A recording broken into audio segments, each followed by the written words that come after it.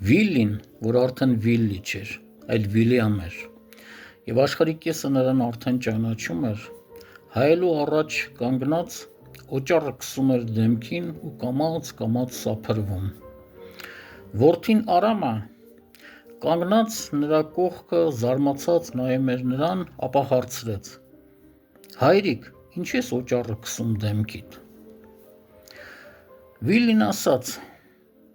«Օճառը քսում եմ, որ իմանամ, որտեղ եմ սափրել և որտեղ չեմ սափրել։ Դրանով իմանում ես այն վայրերը, որտեղ պետք է սափրել, իսկ որտեղ արդեն սափրել ես»։ Քիչ անց որդին հարցրեց. «Հայրիկ, իսկ ինչու բեղերդ չսափրեցիր»։ Վիլլին խետխետ նայեց որդուն Արամին ու ասաց.